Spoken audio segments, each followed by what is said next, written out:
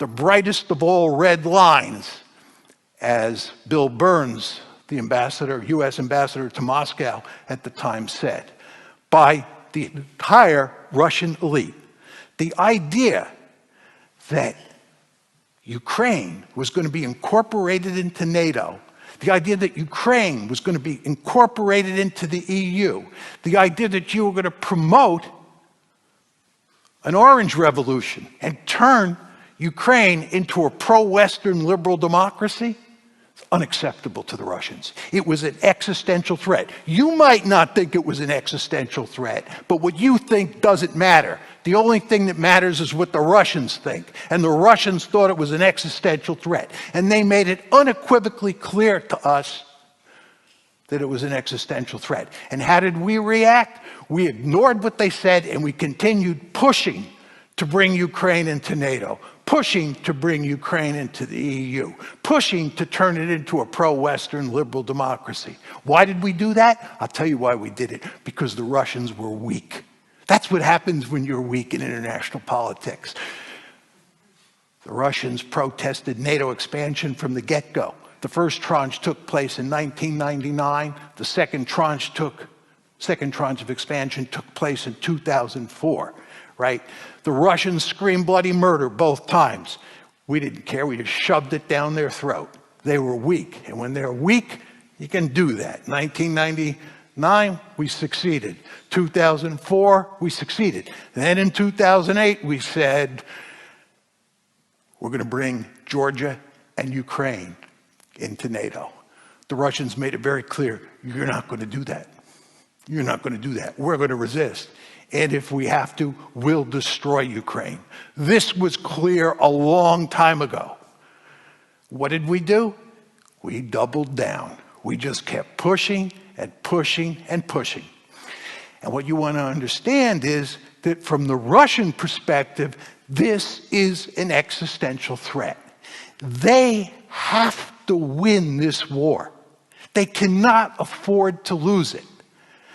If you accept the argument that Putin is an imperialist and he's just bent on conquering some more territory and creating a greater Russia, and there's no really underlying security imperative, then you can cut a deal and end this war.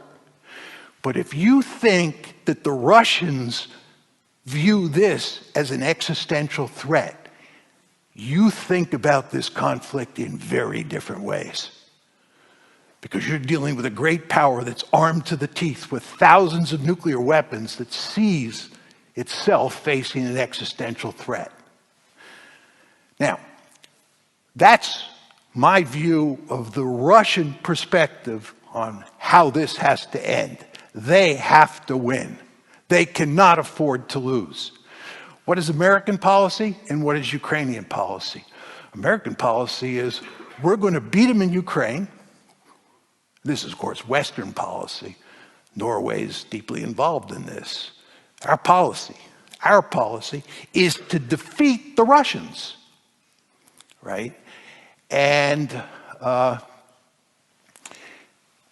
also wreck their economy with sanctions.